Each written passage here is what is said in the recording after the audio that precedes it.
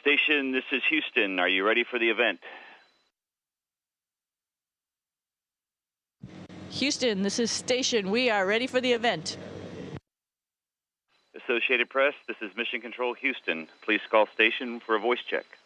Space Station, this is the Associated Press. How do you hear me?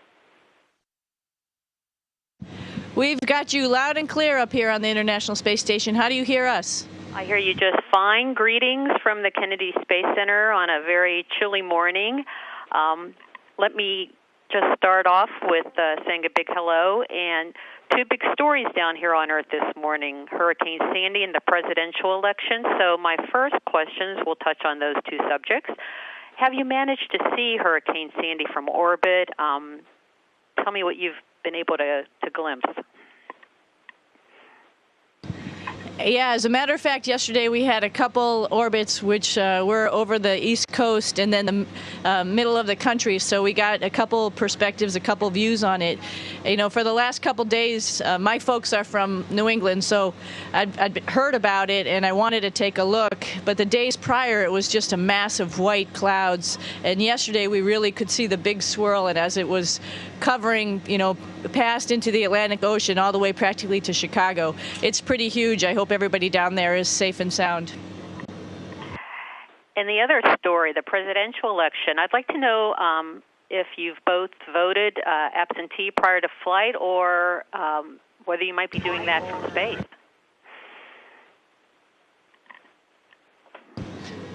Hi, Marcia. This is Kevin Ford. Just arrived on board, and I personally just voted absentee.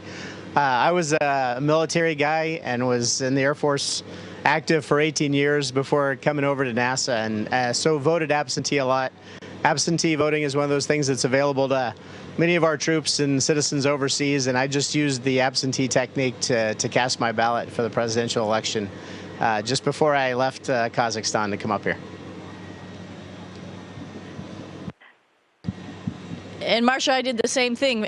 Luckily, the window opened right before our launch in July, and I absentee voted from Kazakhstan, just like Kevin, and my husband carried the envelope back and put it back in the mail. So both of us have our ballots in, and we'll see if maybe we pick the right candidate.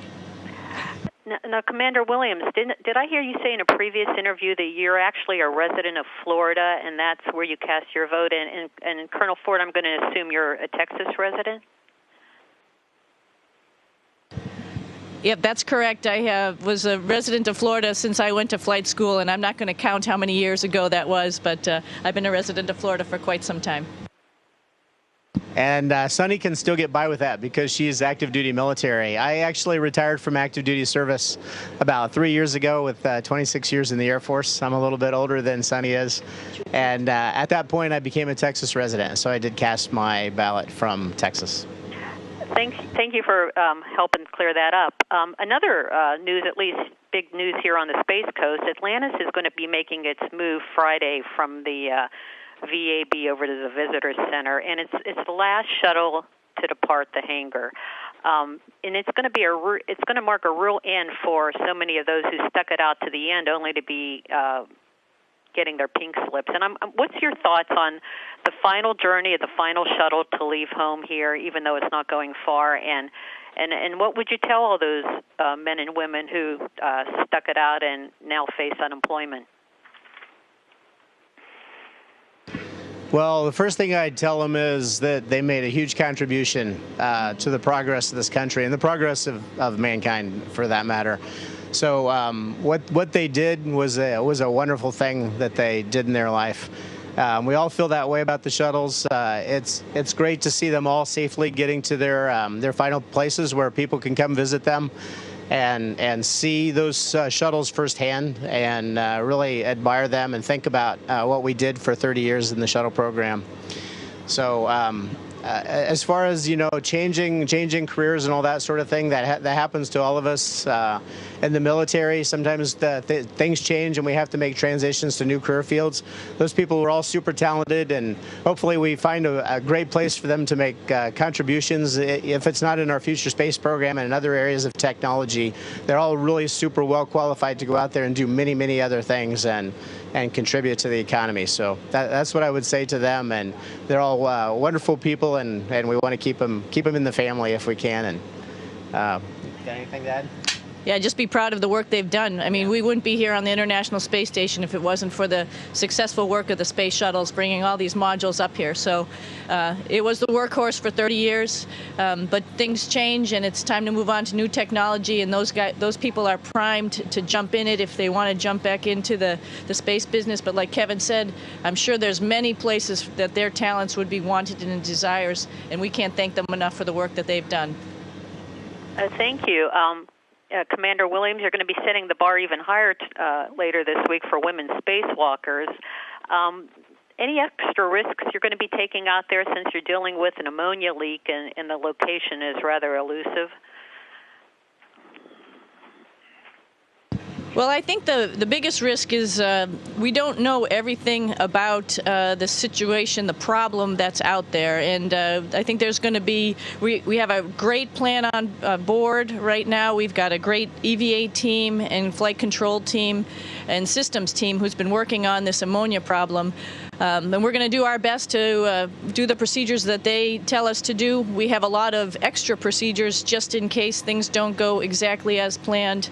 But we've dealt with ammonia before. On my first couple spacewalks last time I was up here, it's sort of interesting. We retracted this exact radiator that we're going to deploy, and so we dealt with ammonia lines, and we did go through all the procedures that are tested out for ammonia problems. So I have great confidence that we're going to get out there, give it our best shot, hopefully fix this problem, probably make the station in a better state than it is right now in regards to that radiator, and then we'll learn a lot and see what the next step is. So I'm not worried about the ammonia per se. We've been down this road before. Speaking of risks, I'm wondering, are you taking any extra precautions or doing anything differently because of the recent breakup of the Russian Breeze upper stage? What's the latest on that debris?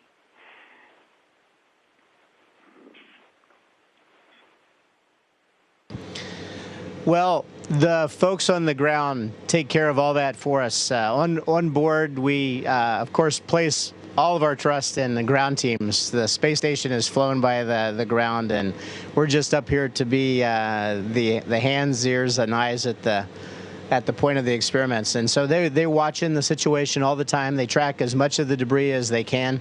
There is a new procedure that is just on board. We were just talking about it a few days ago to do a quick reaction debris avoidance maneuvers that we didn't have before.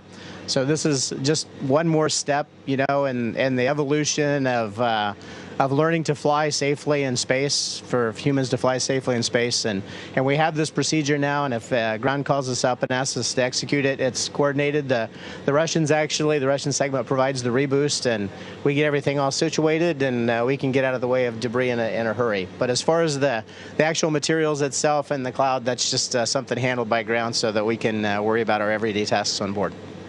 Colonel Ford, how much of a heads up, how close could you cut it for one of these new maneuvers?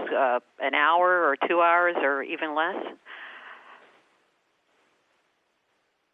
Yeah, I hate to go out too much out on a limb. I think it's several hours, but 3 or 4 hours, maybe just a little bit more.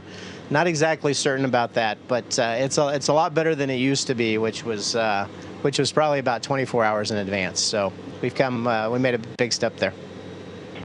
Well, also I'd like to know, for my last question, tomorrow's Halloween. Happy Halloween to you both. Are you going to be dressing up, trick-or-treating?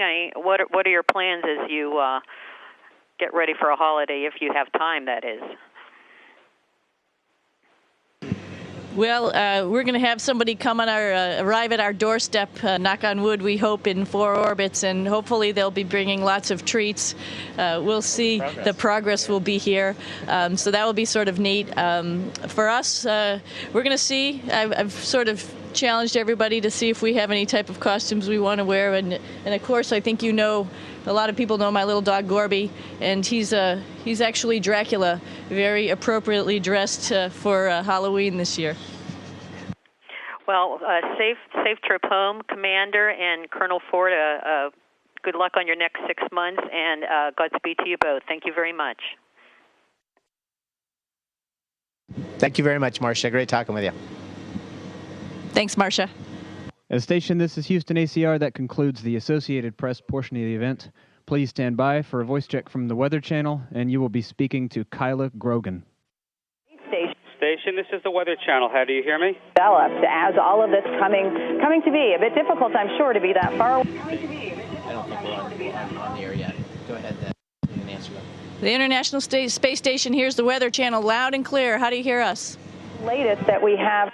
QSL 555, stand by for producer or talent. Maryland was closed this morning due to heavy snow.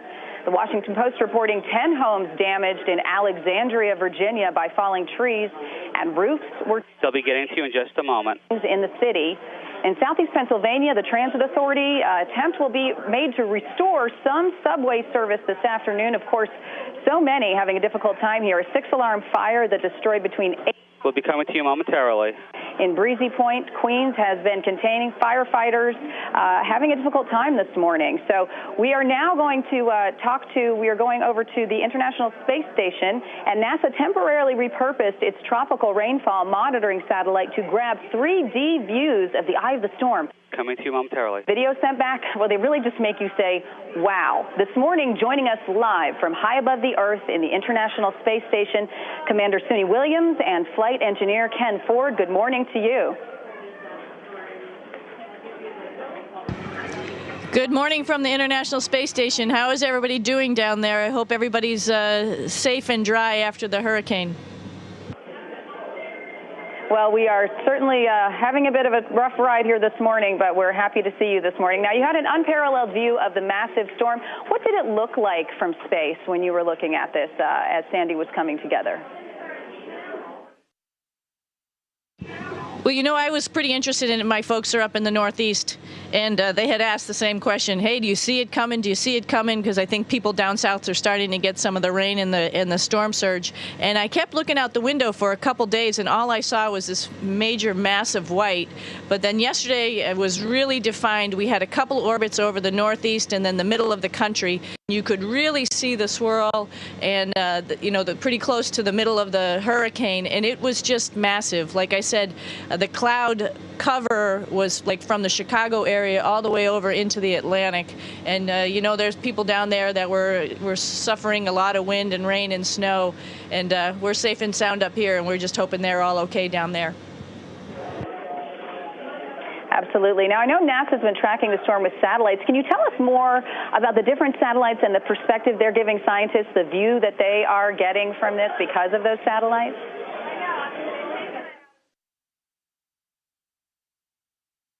Well, of course, the weather satellite systems, both that NASA has and the military have.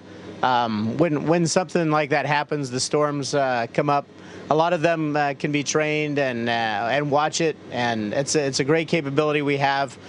We don't really get that information on board the space station, what the other satellites are doing. We have other things that we're tasked to do during the day, but we do occasionally just get asked to take some video or some photos of it and provide any information we can to help them out. But as far as what the other assets out there are doing, we're not afraid to wear that on a day-to-day basis.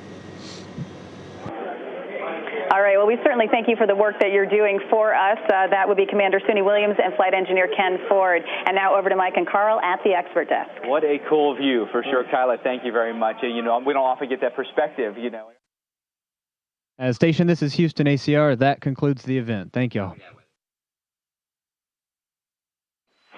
Thank you, Associated Press you. and the Weather Channel station. We are now resuming normal operational audio communications.